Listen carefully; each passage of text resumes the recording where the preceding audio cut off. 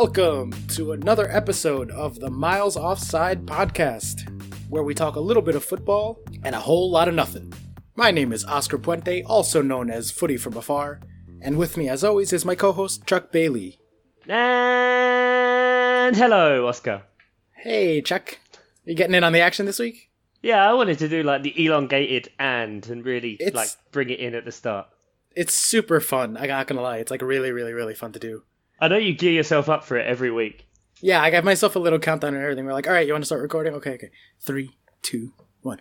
And yeah, I always get into it. So it's like... And faced. Yeah, exactly. Gotta hit my mark. Chuckling in the background as usual is super producer Ian Stimson. How you doing, Ian? I'm good. How are you? The voice sounds back to something approaching normal. Sort of, yeah. I mean, the bronchitis isn't quite gone yet, but it's not quite shredding up my vocal cords like it was last week. So I still don't feel like myself, but I guess I sound a little better, which is nice. Well, you say better. I expect the downloads to seriously dip as soon as people realise you've not got the sexy baritone you had last week. Yeah, I was about to say, I did get quite a few text messages and people messaging me on Twitter being like, ooh, can you record the night before Christmas? Or something equally sexual. The night before Christmas is sexual? Oh, yeah. It is at my house. It literally starts that nothing was stirring in the house. Yeah. Like, there's no shit going on. All right, fair enough. Yeah, so this week we'll be going through the rapid fire news segment, which is not really rapid and not really news. Then we'll take it into look at some of the last week's action in the Premier League, take a break, come back, do prediction game roundup, listener questions, and look ahead to the coming fixtures next weekend. So, let's take it away with our rapid fire news. Nice. Oh, okay. I've got it on a file now, so I don't have to steal my son's keyboard to play it live. That was really fun, you huddled up to a microphone with a massive Casio last week. Yeah. No, I need like a keytar. That's what I'm about. Yeah, get yourself a keytar. Yeah. All right, so news stories. Take it away. I mean, you're the one. You can't say take it away to yourself. Literally, like feeding yourself in. That's playing into the psyching yourself up again. Like, oh, come on, Oscar, you got this. Oh, but get it geared up and ready to go. 3, 2, 1. Manchester City defender Benjamin Mendy has been banned from driving for a year after gaining 24 points on his license. Is he a worse driver than Ian Stimson? Chuck, take it away. Oh, fucking hell. I mean, considering... Wait, how many points have you accumulated in your driving career? Me? I'm on 6. You're on 6 in how many years? It's got to be 10 now. 10. Well, Mendy did 24 points in 2 weeks. Yeah, fuck that guy. I didn't even think, like, I don't drive, but I didn't think it went over 12. And obviously this is like a UK-based thing, but I didn't think you could get more than 12. No, he must have got them all. If he got them all quickly, then like it got caught on cameras and stuff like that, then it probably wouldn't have come through. It probably all came through at once. That's how mine happened, actually. I got 3 all within the space of a week because they'd turned a camera on that I didn't know about. The cameras always get you. Do we think he got like a combo multiplier from like in video games? Like he's playing Street Fighter and he just keeps landing those punches a bunch in a row. Yeah, was it Crazy Taxi? Oh, Crazy Taxi! What a classic! What an amazing game! What absolute! I tell you classic. what though, hasn't aged well. Is it not? I've not played it in years. No. It's one of those games you see it and you go, oh, Crazy Taxi, it was so amazing. Like, you can get it on an app and you can get it on, like, the PlayStation and everything now. And you go to play it and you do, like, one round and you're like, yeah, I'm done with that. Yeah. Yeah, I did it at, do you guys have Dave & Buster's over there? No, but fucking love Dave & Buster's. Do you want to explain Dave & Buster's to Ian? Because he's kind of got us confused look. Dave & Buster's is, like, this massive adult arcade / bar restaurant complex where you pay to go in and you charge up a card which is like a power card and you just go around playing like loads of video games and drinking and you win like obviously tickets and stuff like a normal arcade, but it's more geared towards like adults and stuff like that. Okay, sounds amazing. And the food is terrible, the drinks are terrible, but it's just fucking great. Oh, okay. The chicken wings are pretty good. Oh, yeah? And the beers come in like bucket sized, which is nice because then you just carry it around from machine to machine. My favorite is definitely the trivia one. You can just sit with like 6 people and it's like actually being on a trivia game show where there's like a buzzer and it lights up and there's a timer and there's points. It's super, super fun. You can just lose like a whole night just playing there. We go all the time because there's one right by our house and it's so fucking fun. There was a Crazy Taxi at the Dave & Buster's I was at recently, which is why I brought it up. And it's so much harder on the arcade with the little tiny plastic steering wheel than it is on the Xbox. Terrible game. Arcade games are designed for that, though. Yeah, like for being like really hard and just sucking all your money out of you but still being great at the same time. It's a good time. Ian's like, can you guys stop talking about No. Dave & Buster's? I don't care about this at all. No, my arcade game of choice was back in the day was Time Crisis. Oh, yeah. I used to fucking They're up to love like that. Time Crisis 6 now. It's like... Are they? Yeah, there's as many Time Crisis as there are Star Wars movies at this point. Yeah, you can go like left or right now, and the machines are massive. It's good fun. It's still got the foot pedal, though, which is like what it's all about. Yeah. Gotta love Time Crisis. All right, good. That was we started off at Benjamin Mendy and ended up at Time Crisis, so sounds good. Maybe there was a time crisis in his life, hence why he was speeding and got 24 points. Very nice tying it all together and there. That is synergy. Next news story. Manchester United coach Jose Mourinho says Paul Pogba will never captain the club again. Jose out? That man is just all about team building, isn't he? Someone needs to send him on like a weekend away where they do like rock climbing and like in parasailing or not parasailing. What am I talking about? Abseiling. That's the one. Yeah. The Time Crisis. Yeah. Or like a driving weekend with Benjamin Mendy. Like he needs to understand that there are other people that can actually help him do his job and make his job easier. My favorite part of that was Jose Mourinho subbing Pogba in his program notes for Tuesday's match. It's, quote, "The game against Wolves was an important lesson, a lesson that I repeat week after week after week after week, a lesson that some boys are not learning." Fucking hell. He does not How give petty one is solitary shit, does he? No. But then Pogba came out and said, like, oh, at home we need to attack. Yeah. Just attack. And obviously Jose Mourinho doesn't want to do that, even against newly promoted sides. Yeah, it's so good. Like he's so petty. I aspire to be as petty as him. Someday. Like I'm not there yet. I'm learning though. Like I made the same comment to my other friends when they released the pictures of the new Joker for the upcoming Joker movie. I don't know if you guys saw that or are into Batman and DC Comics at all. They named the Joker's character, like the origin character, Arthur Fleck, which is A Fleck, as in Affleck, like, because they're just mad that he quit as Batman, so they're naming the Joker Affleck. Like, it's so fucking petty. They're the real winners, like, then, aren't they? Yeah.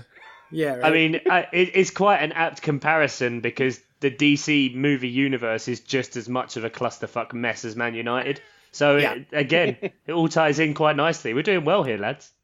Next news segment. Next. FIFA plans to limit the number of players a club can loan out each season to prevent teams from stockpiling too much talent. AKA, and why then have the you picture brought this for one this. up, Oscar? Yeah, I wonder. I wonder which team this doesn't favour. Yeah, right. The picture on the BBC story is a picture of Aston Villa and England striker Tammy Abraham, one of the 40 Chelsea players on loan this season. 4-0. 4-0, yes. 4-0. Yep. Yeah. They, for the record, the FIFA's proposal has a maximum of 6 per club. Oh, wow. Okay. Which means that Chelsea have enough loans for basically the entire top half of the table, if it's going to be 6 per club. That would mean that then, so those players have to stay there, or they're just going to get sold, or they'll stay in youth systems, or... I suppose it's obviously to stop teams from stockpiling. Right. Which means that from Chelsea's perspective, the option would be keep them in the youth squad or just sell them. They're going to be happy with that, though. No. Yeah, right. They're not. So there's going to be a fire sale on Chelsea talent next year. Yeah. Get them while they're hot. Ruben. All right. So that comes in next season. No. I don't think it's been agreed to yet. Ah, okay. Yeah, these things normally take like 3 years anyway. So the FIFA governing body has agreed to it, but it still has to come to an agreement with club, league, and player representatives as to what the limit should be. So they know that they're going to push for there to be a limit, but they have to like iron out the details with players associations, league associations, clubs, etc. Okay. In one way, it could be good because it means those guys get to play, but in another way, it's good because wouldn't that just mean that Chelsea will just buy really expensive players again because they won't have like that massive squad depth to worry about and bringing in all these players because you wonder if their academy graduates will actually get a chance to play. Well, their academy graduates are like all the England under-21s that keep winning titles, and like the England youth squad is fucking absurdly good. Like they are one of the big reasons that the England youth levels are like so good. Them and the City Academy. Yeah. But the only reason fucking Chelsea started doing this ridiculous loan army is to sort of work around the financial fair play regulations. So like now someone's coming in and being like, well, you're doing a bad thing. It's like, well, we only fucking started doing that because, you know, all these other things came into play. So they were like, well, our solution will be to buy every young player who's talented and then sell a bunch of them off at a profit and hopefully hit pay dirt with a few instead of just buying expensive 27-year-olds. Yeah, I get it, but like financial fair play was the only reason it was really brought in was because basically so that the teams would be sustainable and they're sustainable as businesses. So it's obviously a sustainable model. So whether you count it as a workaround or not, like it doesn't matter. I mean, and then when you look at, you know, like in Italy, where I'm pretty sure this year in Serie B, 3 teams just folded. So that's it. Serie B was meant to be 22 teams, and this year it's 19. Damn, I didn't know that. Yeah. That's insane. Yeah, so I don't really get the whole financial fair play thing and how it works or doesn't work, because then you just have like PSG who spend 450 million on 2 players or whatever it was. And yeah, they always find a way around it. I mean, it's just accounting, isn't it? yeah, maths, numbers and shit. Chelsea are the only assholes who are actually trying to like follow it, because City and PSG are just flaunting their money, and like they won't do anything about it. Nothing ever is going to come of it. So I'd be happy if Chuck, if you're right, that Chelsea just goes back to buying mega superstar players for lots of money. Yeah, go back to ruining football. Woo! Fuck grassroots. Man, people fucking hate us anyway, so they might as well hate us while we... AstroTurf every pitch. Make it all artificial. Give plastic clappers to every fan. Fuck the mini baby bell. I don't know. That's a wide-ranging rant there, Chuck. Yeah. Anything else you want to throw in? Nah. Okay. All right. Next news story.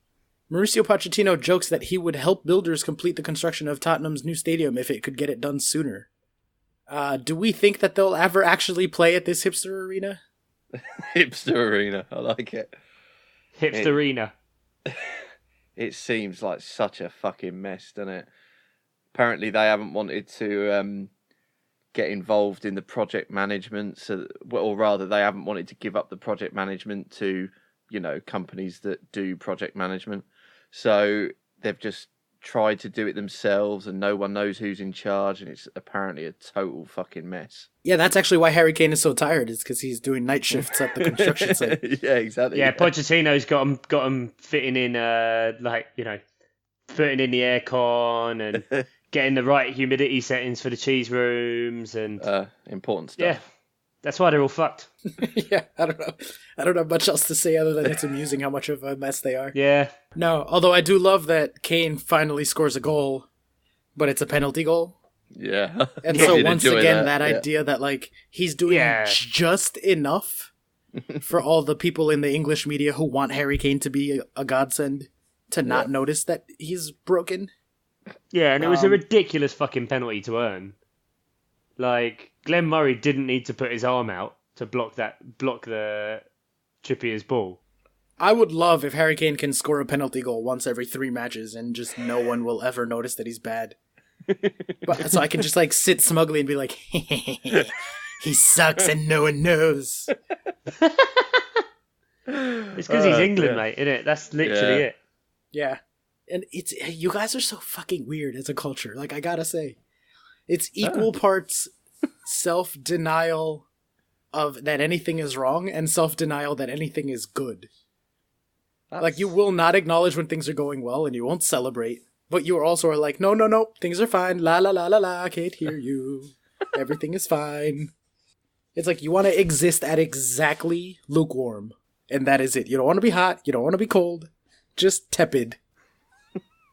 No comment. Too close to home on that one. Nothing wrong with being tepid, anyway. Nothing wrong with not wanting to be too hot, too warm. Wanting to be at the right temperature. If anything, we are Goldilocks as a nation, right? We just want everything to be just right. And then eventually we're going to get like eaten by some bears. Okay. Are there bears? Actually, are there bears in England? I don't actually know. Like further north? No. No bears? No. No bears. Okay. Although we did have a goat antelope escape from a zoo today. A goat antelope. Apparently, yeah, that's what they were calling it. A goat thing. I don't know. But like they were saying it escaped into the woods and it was probably distressed. I was like, it's in the woods. How distressed can it be? I'm sure it's fucking delighted. It's not in a fucking cage anymore. It's having a lovely Yeah, old it's probably time. less distressed. Yeah. Depends on the woods. Whereas England, all of our woods are lovely and tepid. They're all just right. They're not too hot and they're not too cold. Just green. Man, I think you guys are like really mad at me after that comment. You're both just like, just looking at me dirty. Jesus. All right. You criticize this nation one time and, diminish an entire culture. It's one time this episode. We talk about our differences, Chuck. It's a safe space to explore the difference between being American and being English. Yeah, you keep thinking it's a safe space, mate. I'm adding all these up. I'm adding them all up. Yeah, I'm sure I know you have a list ready to go. All right, next news story. Oh, God, are we still on news? This really isn't rapid this week. Fucking hell. A lot of news this week. A lot of news. Next news story. Mohamed Salah wins the Puskas Award for Goal of the Year. Was Gareth Bale robbed? Yeah, I don't know. There's too many awards for these things and it keeps getting put out there. Like there was the UEFA one and now this is the FIFA one and then there's the Ballon d'Or and there's I can't really argue with Modric as winning best player. Okay, I'll accept that. He is an amazing player and he's had a fantastic year for club and country. But even James Milner came out on Twitter and said, "Oh, Salah wins goal of the year for his 7th best goal last season." Yeah. It wasn't even his best goal that week. Yeah. I can pick at least 6 goals from the World Cup that were all better than that goal. And that's just from a 2-3 week span. Ah, the World Cup. Oh, I remember that? Remember those days? Ugh. No, and the Gareth Bale goal is genuinely, it's months later now, so it's not like I'm all hype about it. Yeah. I think it's the best goal I've ever seen. Which Gareth Bale one? The bicycle kick? The bicycle kick in the Champions League final. Yeah, and that wasn't a couple of weeks after Ronaldo did a bicycle kick. Yes, but I'm just especially given the context. Yeah, it was all level in the game. Yeah, right. Level match, late in the game, Champions League final.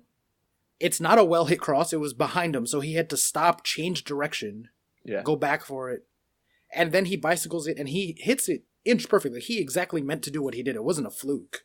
No.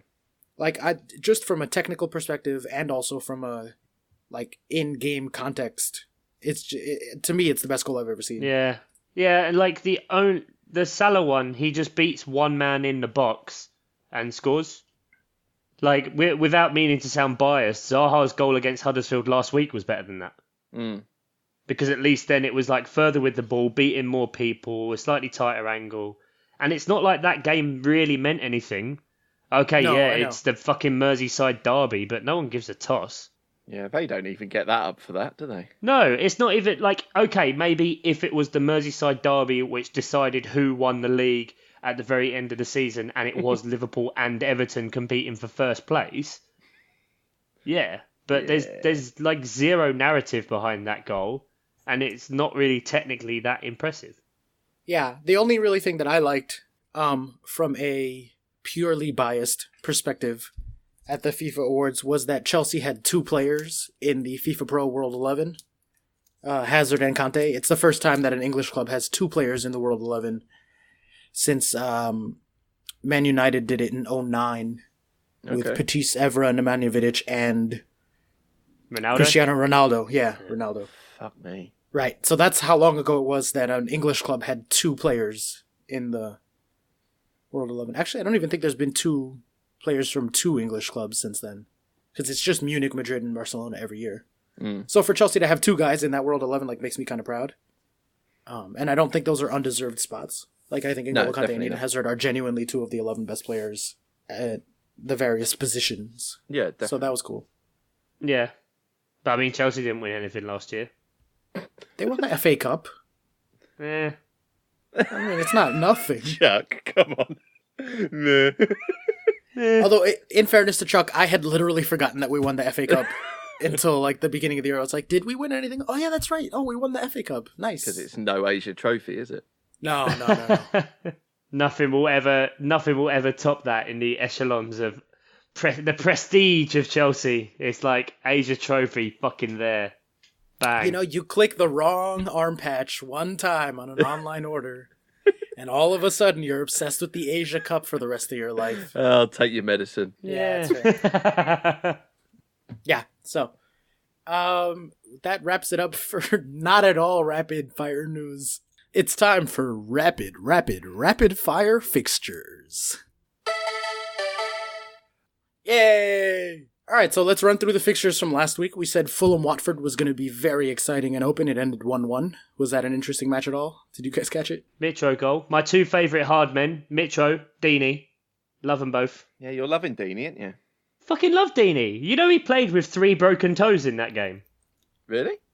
Yeah, he got his toes broken on Friday in training by one of his players. He wouldn't name him. He was on a radio thing. I think it was on 5 Live. Right. By one of the other players that's like a first team player, and he did a challenge or something in a tackle and broke 3 bones in his foot, and he had to have painkilling injections through that match.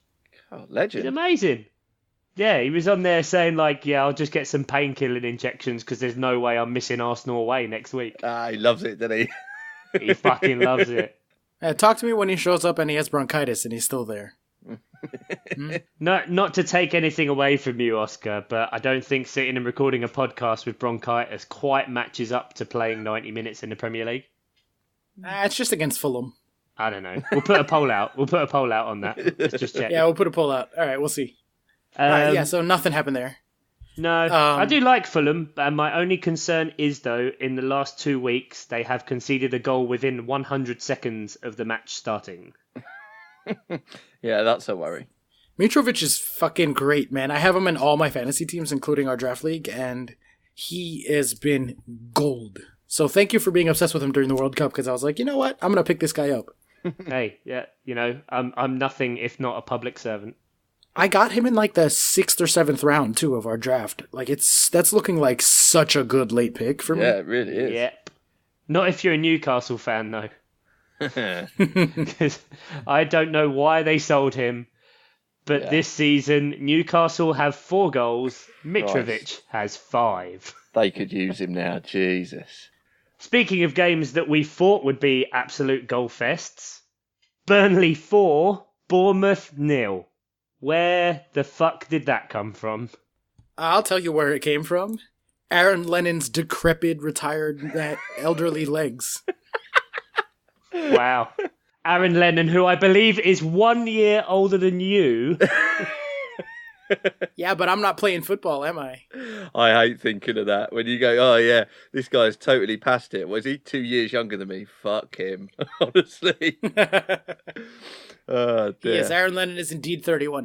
That just shows how long he's been good, though. Well, no, I think it shows how long he's been bad, the fact that you've just forgotten about him. I can't think about Lennon without thinking of them brilliant pictures when he joined Everton and just looked super pissed off to be there. Absolutely brilliant. I mean, you'd be pissed if you had to live in Liverpool too, man. Don't lie. Fucking hell. We literally want no viewers. We literally want no listeners apart from those in South and we West definitely London. don't want viewers. That's why I close my blinds when we record. That's why the YouTube channel isn't going that well. Ew. I forgot we had a YouTube channel. What do we have, like 10 views all time? I don't think it's in single digits, Oscar. Yeah. But yeah, Burnley from out of nowhere managing to score.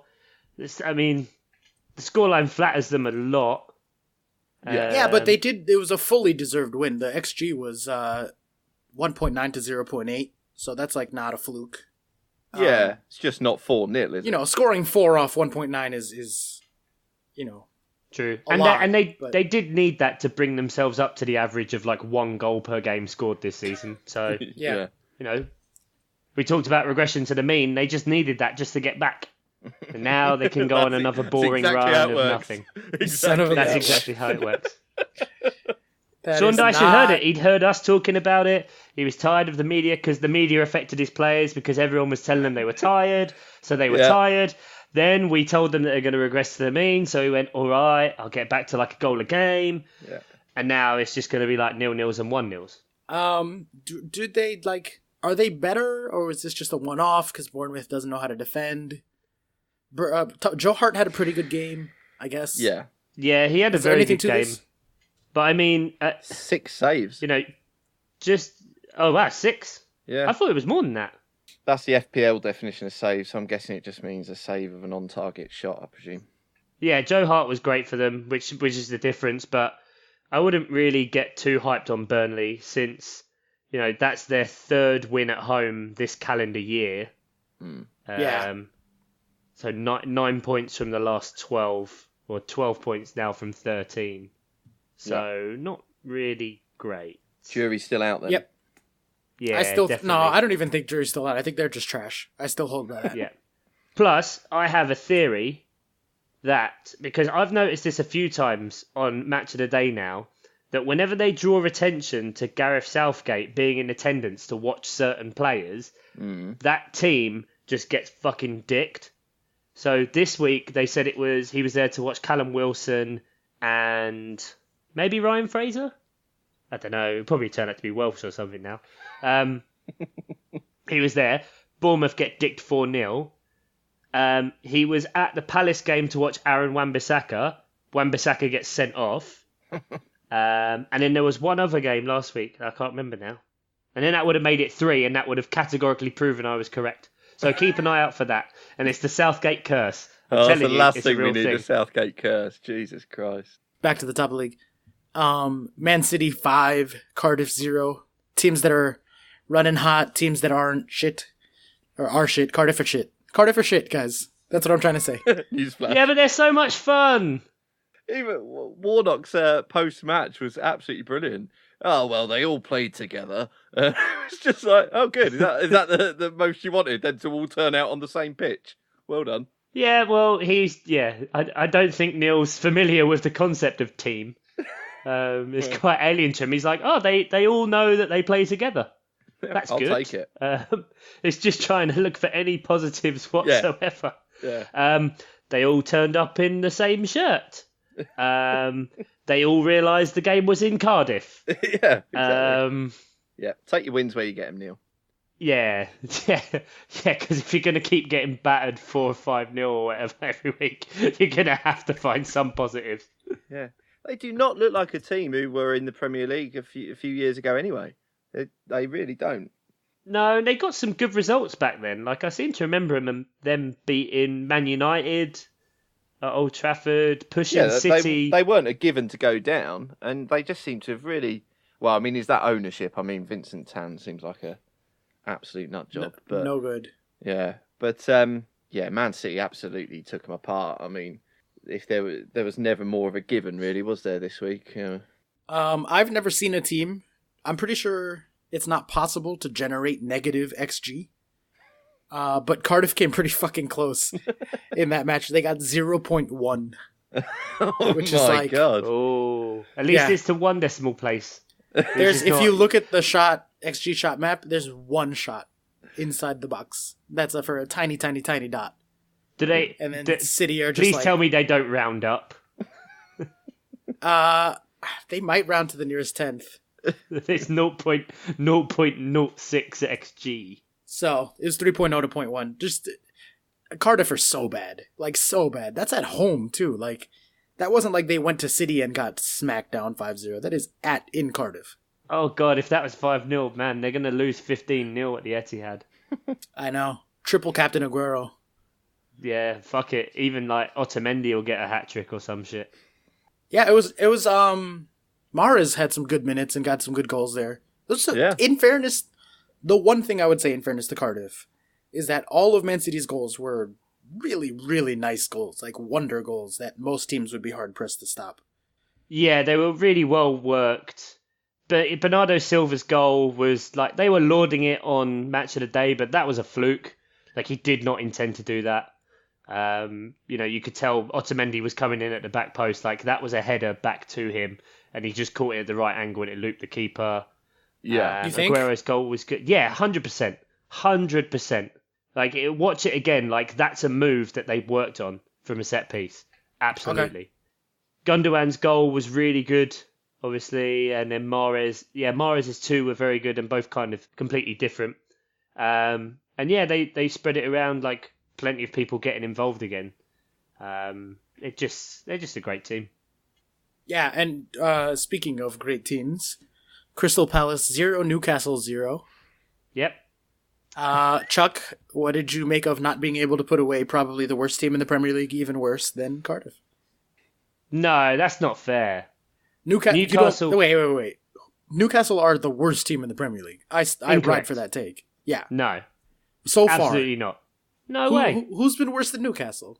Cardiff and Huddersfield, the two teams below them. And that's Burnley. Not just because of the table position. Burnley have been worse than Newcastle. Newcastle are a really solid team, like defensively, but only if Jamal Lascelles is there. Yeah. If Jamal Lascelles isn't there, they are absolutely fucked because then they have zero going for them. But when he's there, he marshals their defence really, really well and keeps them organised. And so I think in some ways Newcastle have been a bit unlucky. But yeah, fuck me, we should have won. And yeah, the less said about Sakho's miss at the end, the better. Oh my God, man. There's not much excuse for that. Zero. Free header. Especially with Zaha right behind him. Oh my God. Yeah. 1.2 to 0.3 on the XG, by the way. And I gotta think that like 0.7 of that is Sakho's shot. Yeah. Like that shot alone was worth more than everything Newcastle did the entire match. Yeah. Brutal. But yeah, Chuck, I mean, I felt for you there. That was fucking heartbreaking to watch. Yeah. But point's a point. Point's a point. At least it wasn't Benteke missing there, right? If it was Benteke, then you'd have even more Jesus people... Christ. I would have stayed off Twitter for like a fucking month if that had been Benteke. Mamadou Sakho does something like that is worse than like all of Benteke's misses. And everyone's just like, oh, it's fine. It's Mama. We love him. Yeah. And then, yeah. Speaking of 0-0s and making people feel depressed, Chelsea West Ham. Yeah, deal with that. Skipping a few fixtures there on the list, but okay, let's go to Chelsea West Ham. It fits with the theme. Let's face it. The fact that our wait, what was Peterborough's score this week? Oh no, you had the really exciting game, didn't you, against Gillingham? 4-2 Gillingham. Yeah. Oh, talk about it. Absolute roller coaster. So we went 1-0 up, 2-1 down, 3-2 up, and then finished 4-2. And I think Pompey drew, didn't they? So we went back top of the league. Top of the league. Yeah. Top of the league. Blackpool on Saturday though, so that could be interesting. Oh. Yeah, I might go to that. I don't know yet. We'll see. Just don't bring the boy. He's the bad luck charm. Yeah. You can't come, son. No. West Ham Chelsea though. Yeah, enough talk about goals. Let's go back to goalless fucking drab games. West Ham Chelsea 0-0, unlikely 0-0. West Ham generated 0.9 XG, Chelsea 2.0. Oh wow. Okay. So anytime you generate 2.0 and you don't score, that's a bad day. Yeah. Even West Ham have to feel like they were unlucky to not score, generating 0.9. It was actually exactly what I had talked about. West Ham very specifically were targeting Chelsea's left side of defense.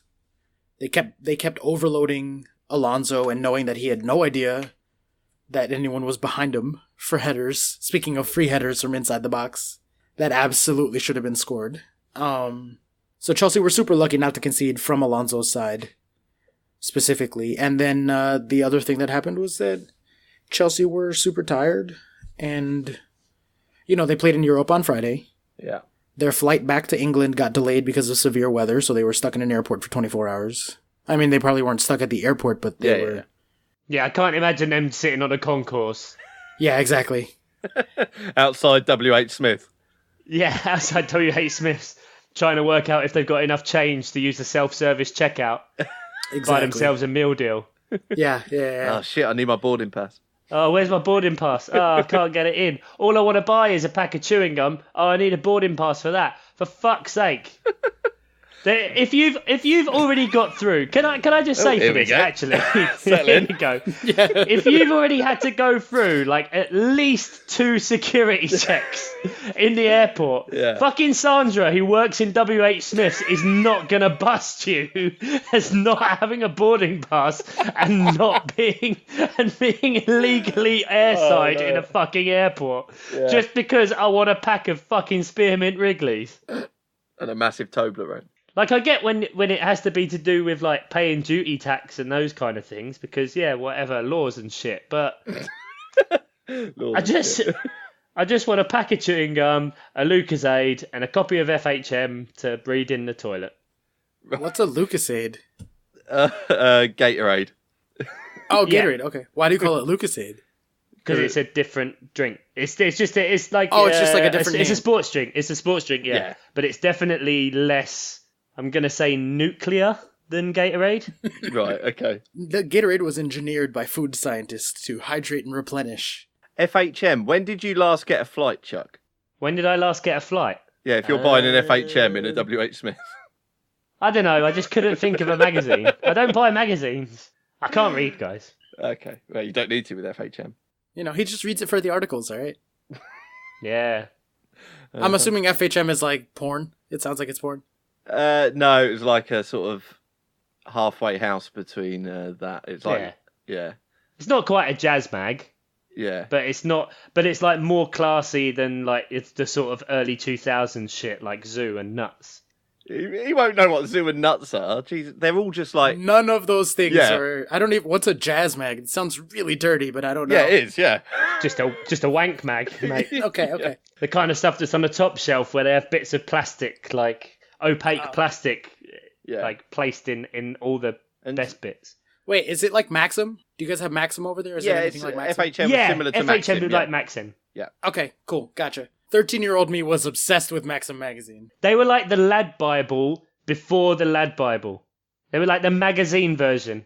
It was just crap, and you'd go on like sports trips and be like passing them around and like on the coach when you're going to like play football or rugby and be like, oh look at her tits, and then someone would get their knob out and it would all just be really awkward. Because sounds like my last birthday party. Yeah, Mr. Stones didn't teach the class much longer after that. Ooh, dear. Those long nights on the rugby trips. Yes. Yeah, so Chelsea. Good. 0-0. Yeah. How was this match? Should we actually just rapid fire the rest? Yeah, Liverpool, sure, why not? Liverpool, 3-0 Southampton. Wait, before we move on, I do want to say, like, yes, Chelsea were tired. Yes, they got stuck at the airport and didn't get to train, didn't get to practice. But didn't get to read FHM, didn't get to read FHM, whatever. 100% full credit to West Ham. I don't want to be one of those Chelsea fans who's like, oh, it's just because of the Europa League, it's just because of this, because of that. Yeah. Like, West Ham defended really well. They hadn't been that good throughout the season. Yeah, they did fully earn that point. Anytime you can generate 2.0 but then not score, something the other team was doing was good. Fair play. So credit to West Ham, who got a well-deserved point, I think. And who I have definitively mid-table in my predictor league, and I stand by that position, and I think this is them starting to turn it around. Other fixtures, let's see. Leicester 3, Huddersfield 1. Anything to say there? I think it can be summed up by, like, in the space of about 15, 20 minutes in our WhatsApp group, when Huddersfield scored first, and I text saying, oh, Huddersfield aren't shit. And then they went 2-1 down. I was like, oh, wait, they're still shit. Still shit. 1-0 up.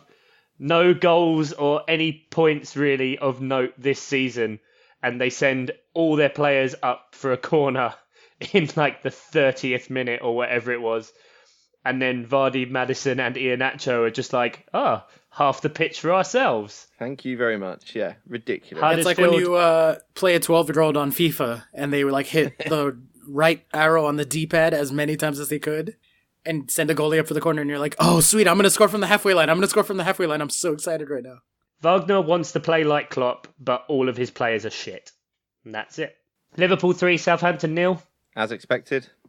Yeah. Comedic own goal. When can I put my money down on Liverpool to win the league? I'm getting closer and closer to being like, nah, I think Liverpool are favorites, not City. Yeah.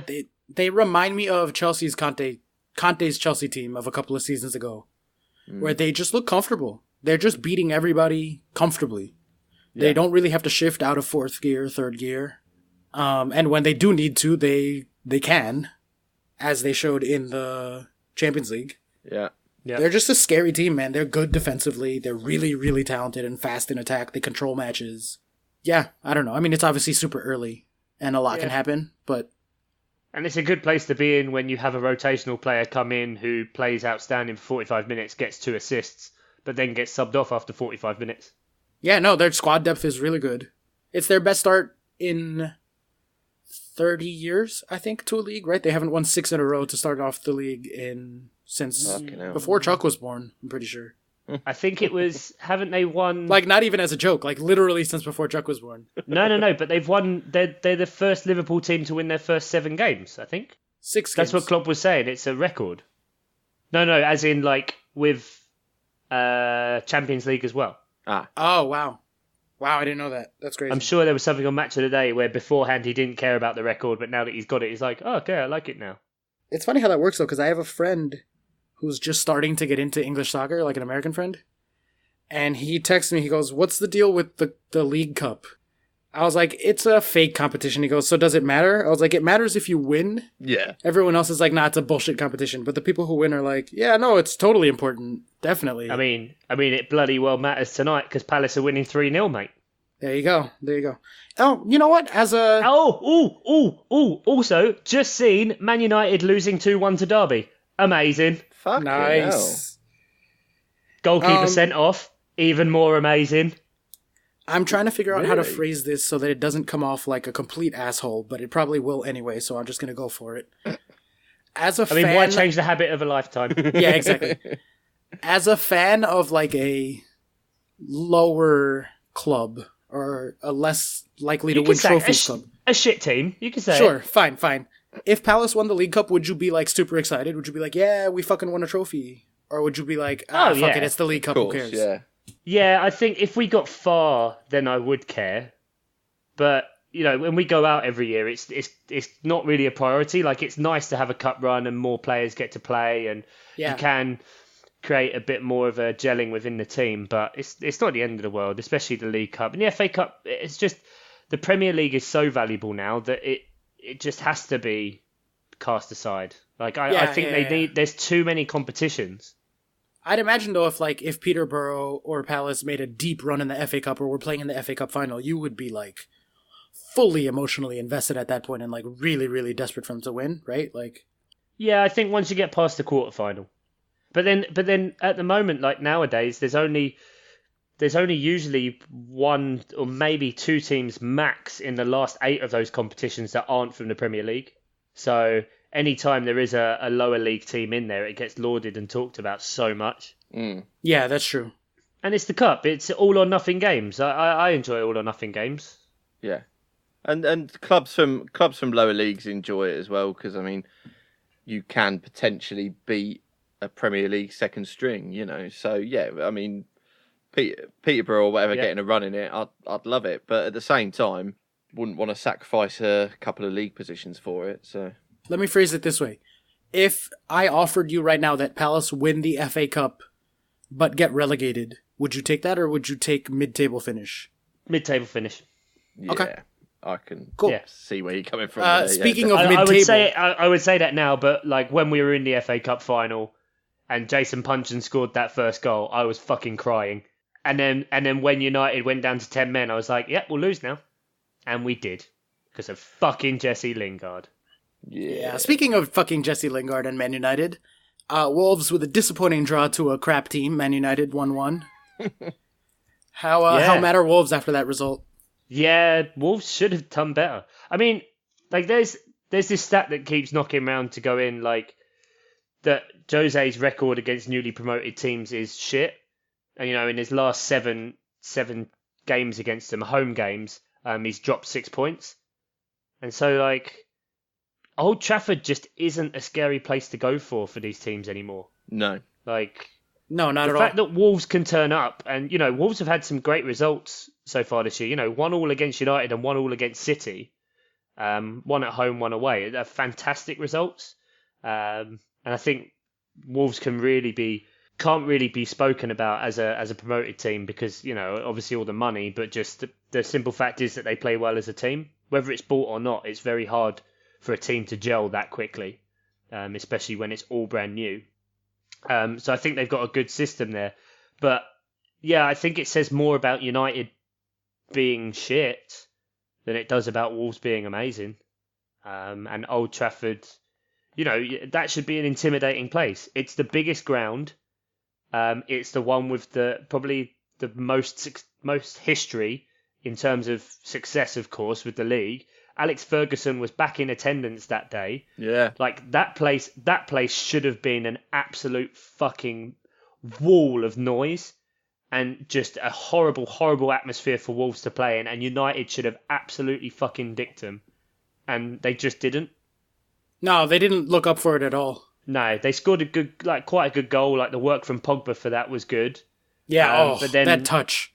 It's filth.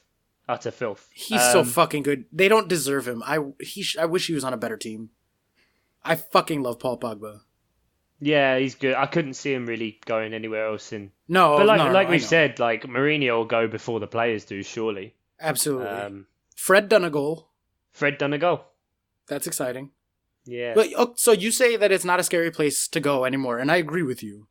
My question then is any stadium a scary place anymore? Are there any fortresses left in the Prem?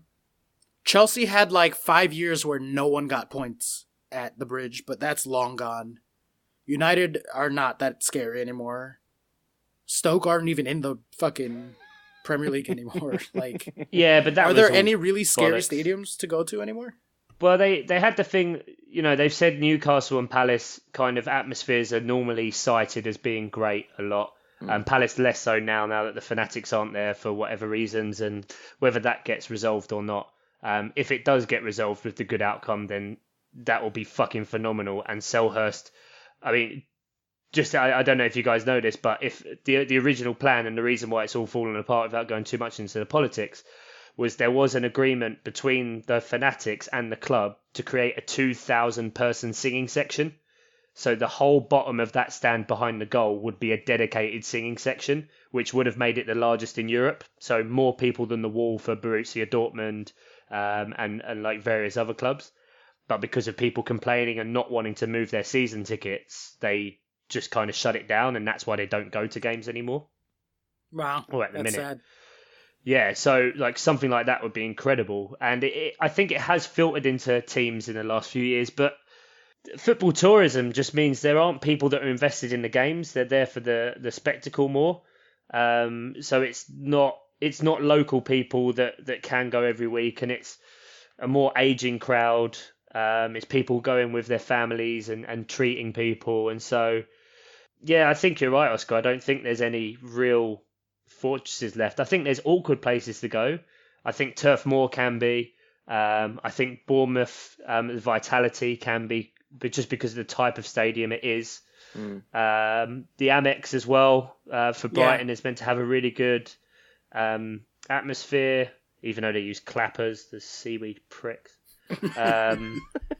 Liverpool can obviously be quite intimidating. That's what that would be my answer. Is Anfield is the one to me of the bigger teams that have history and are like looking to potentially stay undefeated an entire season in their stadium.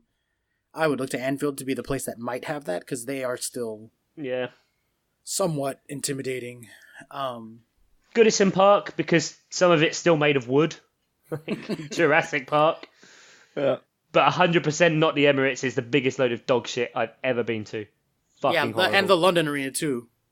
West Ham, they traded down when they went to that new stadium. I know they're making more money, but like they just lost any sense of... Yeah, entirely a business decision, that one, though. Yeah. That being said, I wish Chelsea could get their shit together and get their stadium built. Yeah. Because the designs for it look beautiful, and the ticket gate money would just be like so much of an increase that they could just go out and buy more players again.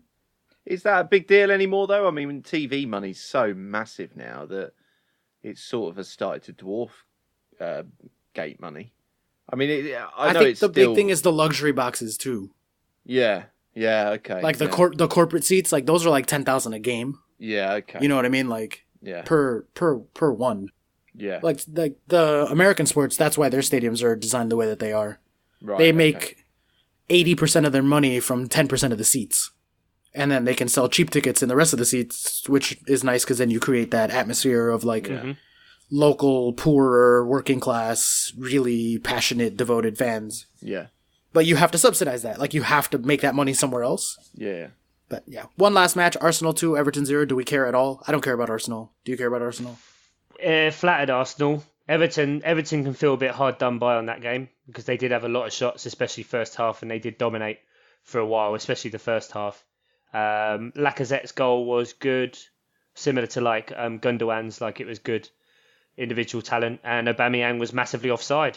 So I think Everton can feel hard done by, and Arsenal didn't play well, and it was just the talent of those two up front is what carried them through.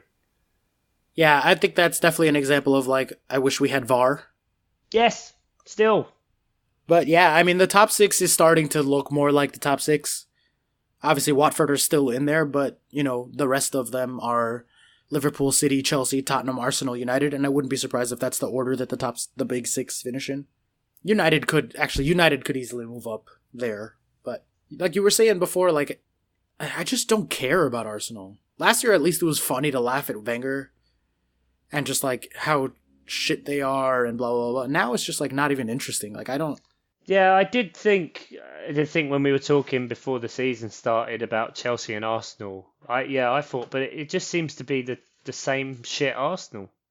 I don't know how much... I haven't really watched Arsenal really closely, but it doesn't seem to be that they've changed much.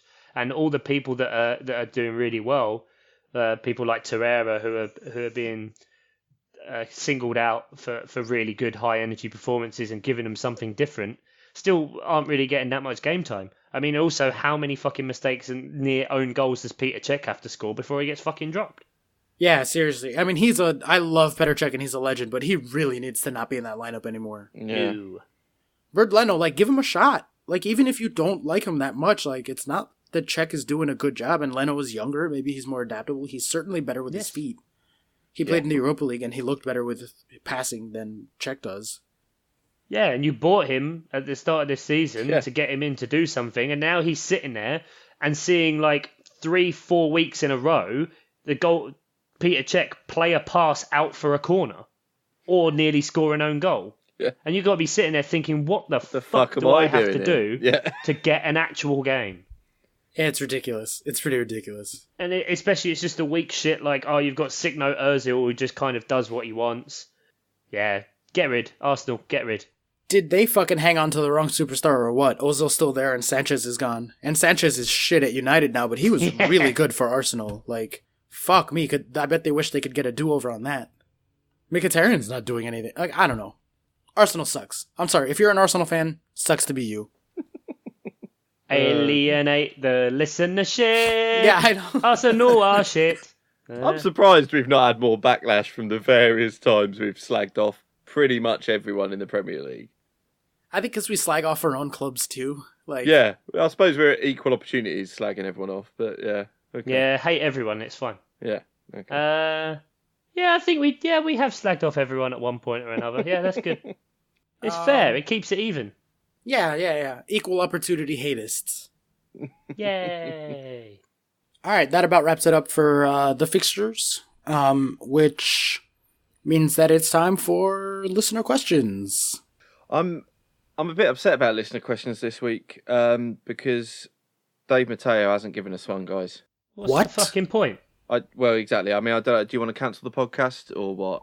We basically give him a segment every week, and he's not even filling out his obligations. No. Ah, shit. I take time out of my busy fucking schedule I know, to sit mate. here every week, I know. and it's him and his joke. You know why? Because he's Australian. He doesn't care about football. That's why the teams are so ridiculous.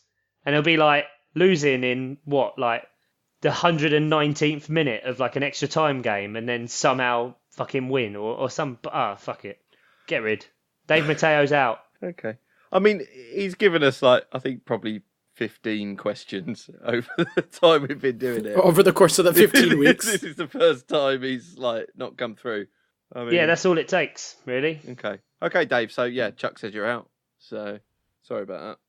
Disappointed. So disappointed. I swear, if he's not in the hospital in a coma, and I find out that he just didn't fucking feel like it. Matt, well, don't say that.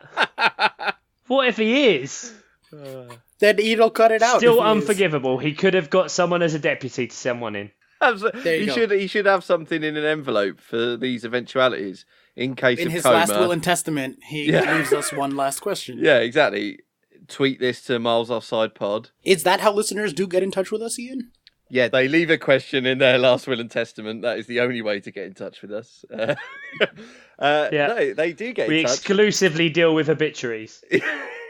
In the Times. I don't deal with any other newspaper of record. Oscar's right though. You do get in touch with us at Miles Offside Pod on Twitter, and someone who did that is Queen Banger, and she heard us discussing her name on the pod last week, and I think that inspired. Oh, what, we said Queen of Sausages. Exactly. Was it Queen of Sausages? Yeah. Yeah, That's what we said. Yeah, that's what we landed on. Yeah. So she asks, in a sausage eating competition, who would be the winner? Chuck, Ian, or Oscar? So I like a sausage. That's We know. doesn't like a that's sausage? written on a lot of toilet walls. Yep.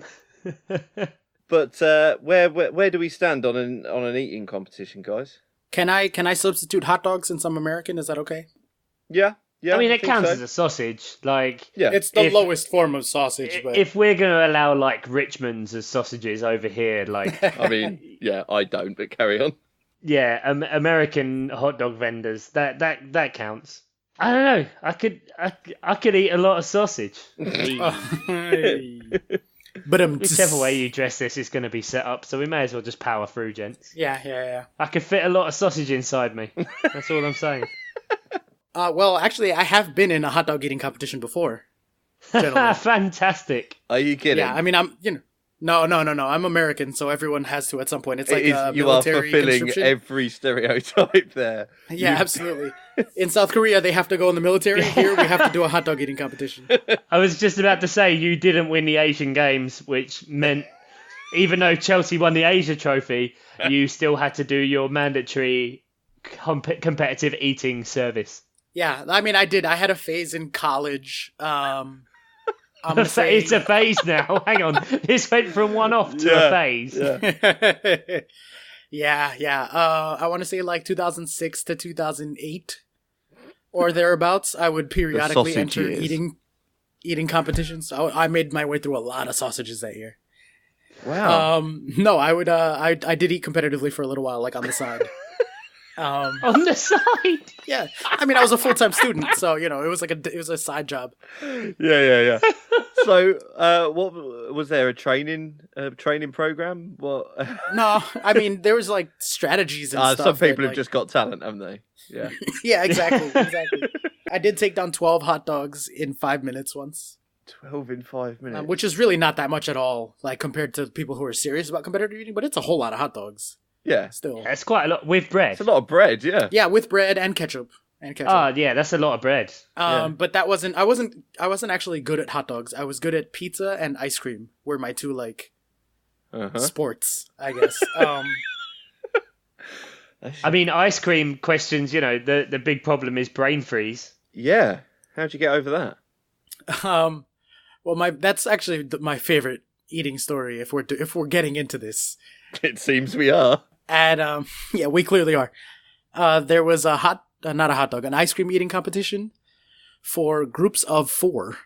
And so me and a bunch of friends entered this competition, and I show up to the competition, and my lazy idiot college friends.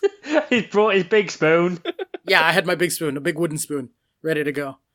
My fucking asshole friends didn't show up, so I'm there by myself in a like cafeteria type room, like a big hall with a bunch of picnic tables set up with buckets and groups of 4 people sitting around those buckets. Yeah. And I'm by myself at one of the tables because I was like, I'm not fucking backing down from this competition. You bet your ass I'm competing. Meanwhile, also thinking, oh, I wish I had some friends. Yeah, exactly. I came in second place. Long story short. Fucking hell!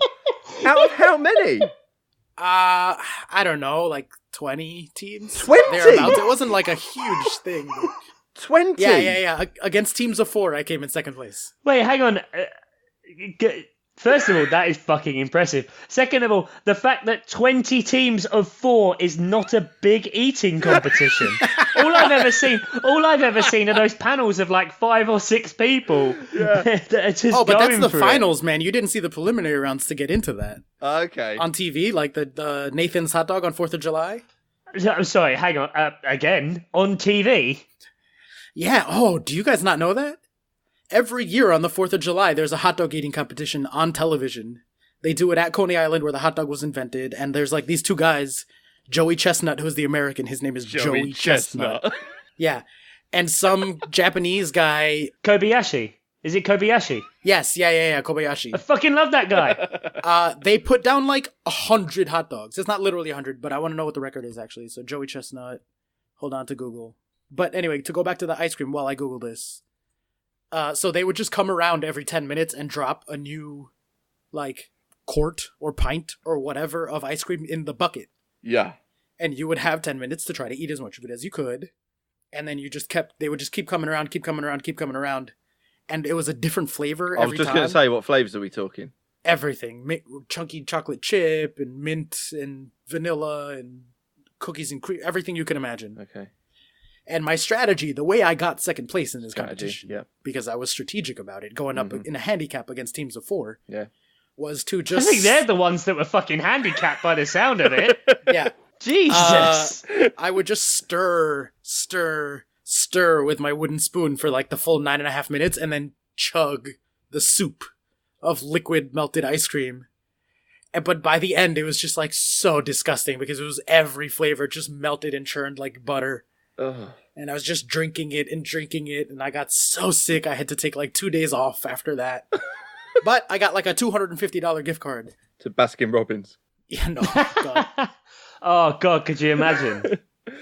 Jesus Christ. So, I mean, how is type 2 diabetes working out for you? Really good, really good. I got a fake left foot. Yeah. Okay, Joey Chestnut. On the benefit side, his shoes are all half price. Well, quite. Yeah.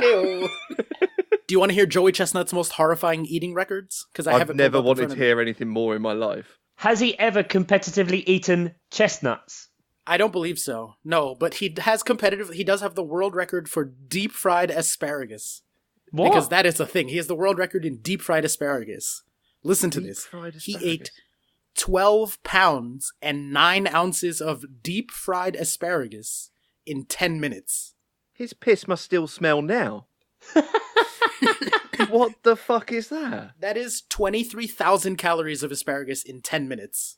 10 minutes? Yeah. His hot dog record is 74 hot dogs with buns in 10 minutes. Which is, this article's great. That is equivalent to 30 slices of strawberry cheesecake. Why do you need that equivalence? I don't know. And because, of course, a slice is a standardized unit of measurement. Slice. Yeah. His the apple pie record is 12.9 pounds of apple pie in 8 minutes, which is equivalent 26,000 calories, equivalent to 44 Big Macs. He also has, I'm not going to read all of them. He has the world record in burritos, in chicken wings, 182 chicken wings in 30 minutes, donuts, hard-boiled eggs, gumbo, hamburgers, shrimp wontons, Taco Bell tacos, poutine, and tamales. Damn, that sounds like a good weekend. So, Americans do eating competitions. I have to back myself in this sausage competition, I'm sorry to say. Yeah. I think I could take you guys. Yeah, I think I'll back you as well, bud. Yeah, Jesus Christ. I haven't competitively eaten in over a decade, but, those days are long gone. But I'm sure I could dig deep and find that. Have you ever sat down and seen how many chicken nuggets you can eat, just out of curiosity? it's not a competition or a challenge, but just like I used to smash 40 on the way home from work. Like yeah, that 40 would is just good. be. I'd get like 40 and like a couple of double cheeseburgers. Yeah. Yeah, you could give me a run for my money, I think, Chuck. Ian is looking horrified right now. I'm genuinely horrified. I now, if I eat too much, I have to bang a couple of Rennies because I'm like an old twat who gets indigestion now. Jesus Christ. Grim. Chuck, the thing with nuggets, just so you know, 40 is fun, 50 is hard, and 60 makes you want to die. I don't know. I'll gladly accept that challenge. End of season nugget challenge. Yeah, exactly. Fuck yeah. The first 40 That's go what we down do to the easy. YouTube channel. We can finally use the YouTube channel. Oh, let's go. Oscar doing Sexy Sax Man. Chicken Nugget Challenge. It's all coming together. If anyone can DM us a video of them eating more than 60 chicken nuggets, I will send them a sexy sax video. This feels like a side project. Yeah, it's just going places. It's going places I like, boys. I'm not going to lie. This is where Chuck dreamt it was going to go. I mean, it's just what I hoped for. It's great that we're only 16 episodes in and We're already exactly where you wanted. completed it. I'm out, guys. Completed it, mate. Well, I think we're all stunned at that. Stunned at these revelations. I mean, Queen Banger also asked, are you one of these people who rampage in all-you-can-eat buffets? But I mean... Jesus fucking Christ. hell. I think I mean- Oscar shuts down all-you-can-eat buffets Yeah, by the I'm no sounds longer of it. welcome at the Chinese buffet near us.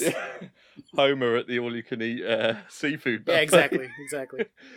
My eyes have been opened to a world I didn't know existed. Joey Chestnut. Come to America. To America. I'll take you to a hot dog competition. I need to find out. I need to watch videos of this Joey Chestnut. That's what I'm going to be doing for the next week.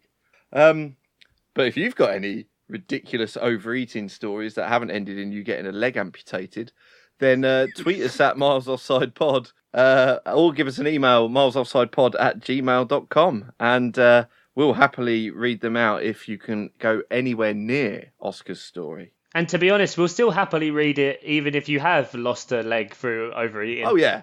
Yeah. Because, if anything, that just shows commitment to the cause. Yeah, it wasn't an anti-disability thing. I mean, I'm all for him. We're very pro-disabilities on this podcast. Well, not giving people them, just... Yeah, no, that does make it seem like... Like, I'm going to, crowbar people's legs just to... No, just... Yeah. Yeah, we'll kneecap anyone. Look, I said what I said. Okay. So, anyway, Chuck, how's our Predictor League getting on? There's been a change, is there? Well, kind of, not really. Not a change at the top? Yeah, no change at the top and no change at the very bottom. Oh, the bottom's the more important one, yeah. I got the most points. So let's go. We'll go top three. Third place again. We have Padfall and also a good friend of ours, Mr. Heath Cram. Oh, he's coming. He's come in. James Doncaster is still in second place, and top of the pile is still Adam P. Okay. So these boys are doing quite good. Our positions, Ian, you're in a very respectable 10th place. I've slipped a little bit then, I think.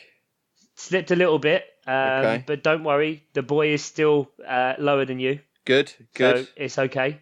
Okay. I am in 13th, joint 13th, and we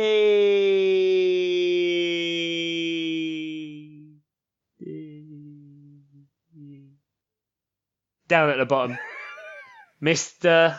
Oscar Puente. Oh, dear. I don't know about you, but you're feeling 22. Hey. Taylor Swift. I'm just biding my time. You'll see. They'll all see. It's still only 6 weeks in, so I'm telling you, once West Ham and come good, and there's another team that I said was going to be good that are going to be good, I'll be fine. Okay. But that's what has. But that's what's already been. Let's take a look at what is still to come. And this weekend, another full round of fixtures. Huzzah! We've still got another 2 weeks until the next international break. So make the fucking most of it. Oh God, really? Yeah, Another I know, one. right? Fucking hell. Yeah, another one. Ugh. So West Ham Man United is the early kickoff on Saturday.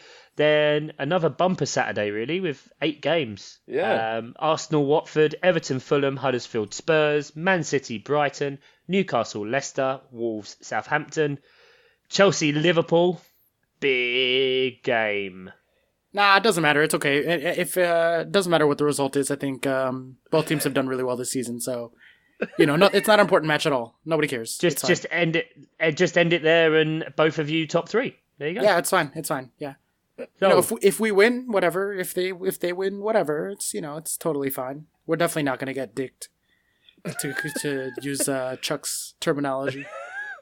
Not nervous. Not nervous. It doesn't matter. It's fine. Either way, it's just fun to see teams play. Cool. Tell your face. There you go.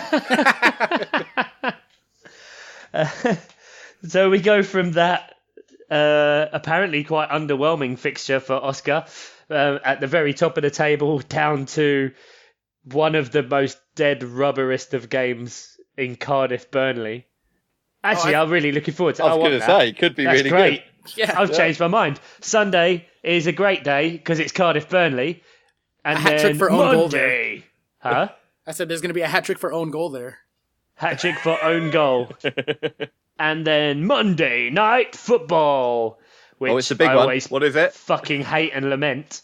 Is Bournemouth Palace. And it's really fucking annoying because it's the one Saturday I'm off, and Palace aren't playing on the Saturday.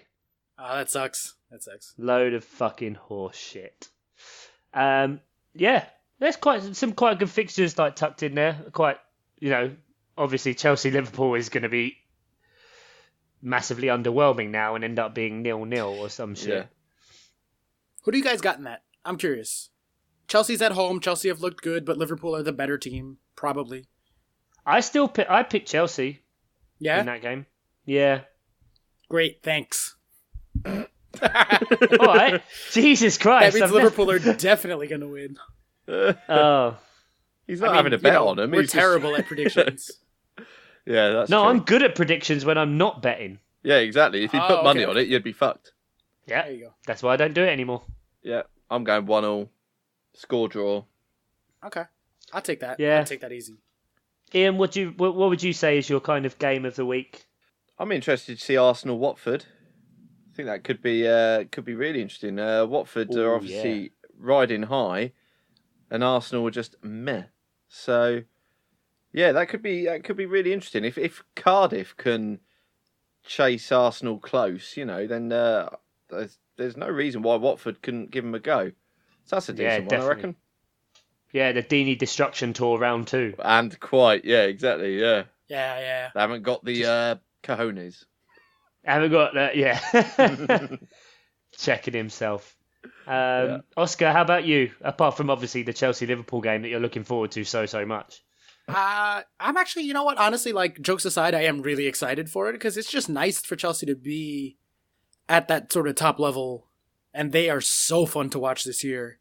Yeah. And I feel like they could just put a few in against Liverpool at home. There's always that home effect. You never know. I do think Liverpool are the better team. I think Liverpool are probably going to win, but you never know what could happen. You're really that pessimistic about Chelsea at home? No. I think it's an advantage that Chelsea are at home. Yeah, no. But what I'm saying is, you're still saying you think Liverpool will win. They're just the better team, man. They're just the better team. Yeah. Especially with Luiz and Alonso, like we talked about. If West Ham can create chances against those two, fucking Salah, Mane, Firmino. Yeah, but you'll play a completely different system against Liverpool than you would against West Ham away. No, I think Sarri knows how to play one way, and that's it. And that's possession and attack. I think that they're going to fucking slice us apart.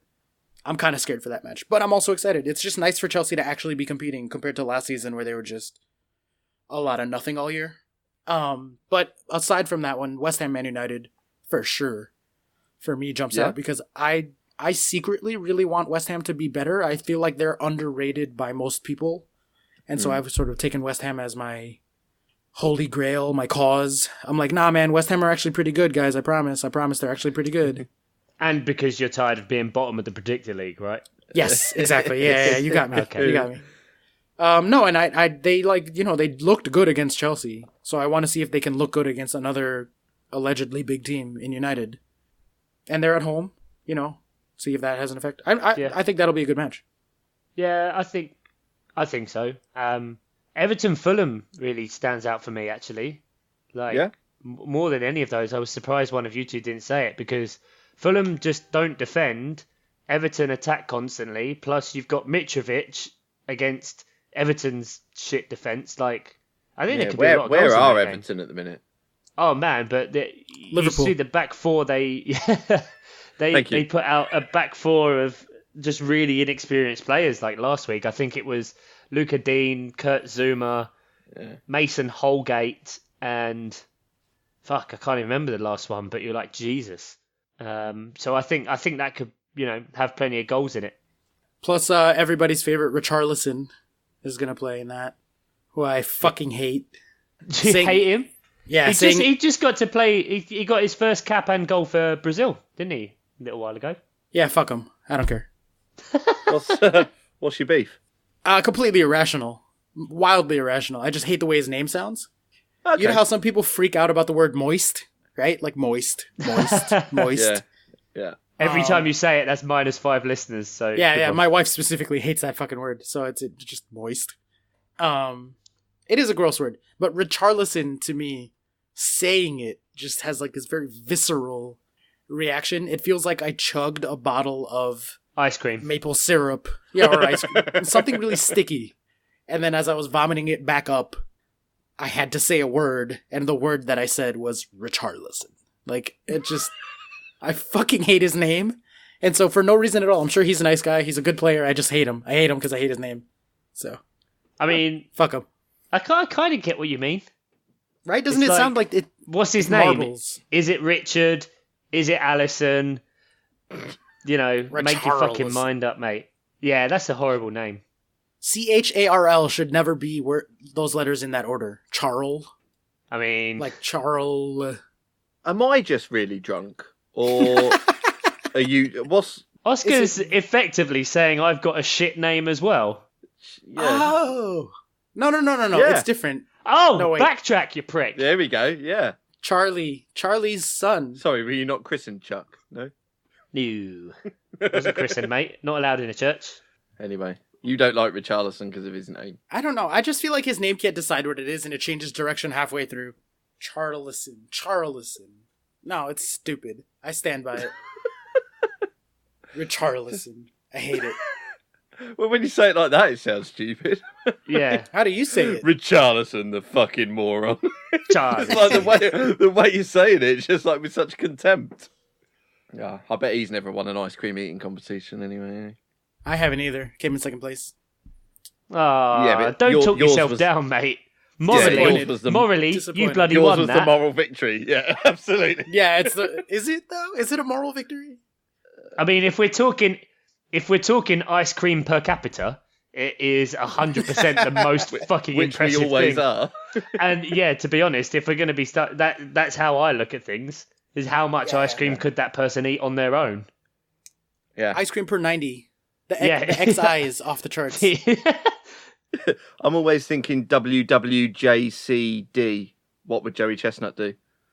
Exactly. What would Joey Chestnut do? Yeah, we're going to have to tweet out a bunch of videos of Joey Chestnut with no context at all before the episode comes out.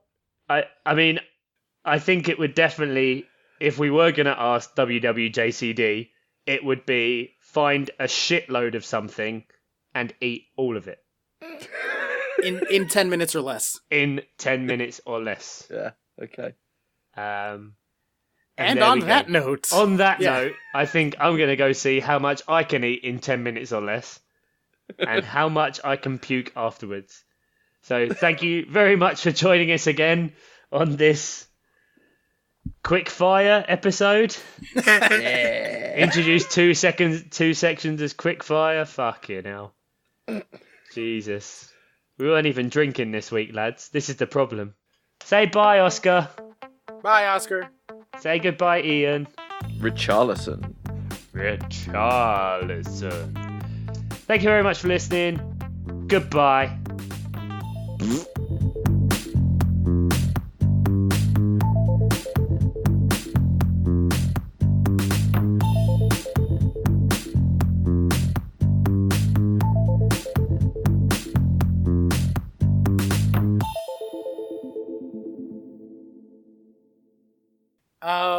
that wraps it up for not at all rapid fire news. Yeah, I think we need Jesus to drop. Christ. 40 We need to minutes drop later. that bit. I think, like, not Yeah. news. We just I need think to drop. no, I calling think it it's rapid funny fire. that it's just rapid fire news that's super, super not rapid. How about we do slow news and rapid fixtures?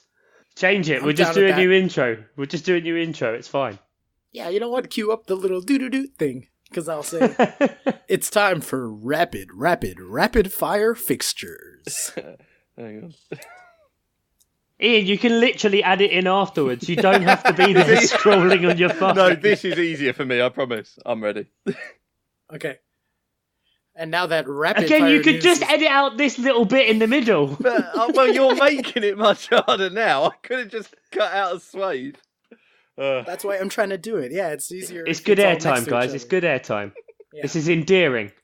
I'm not even drunk this week. It's great. I know, it's worse when you're not drunk, I guess. Yeah, it's the full moon. That's what it is. You know, my dad says that too. And like I grew up hearing it, so I fully believe it that like when I'm like, oh, I'm in a weird mood. Is it the full moon? And then I look it up and it is. I'm like, see? I'm fucking crazy around the full moon. Yeah. And my wife Trust is me. like, shut up, you idiot. You're just crazy all the time. No, trust me. I work in hospitality. You know when it's a full moon. 100%. All right, are we ready? That concludes our rapid fire news that's not at all rapid and barely even news. And now let's transition to a new segment we're debuting this week. The rapid fire fixture roundup. Oh, I turned the volume off on my phone. Jesus Oh Christ. dear. Here we go.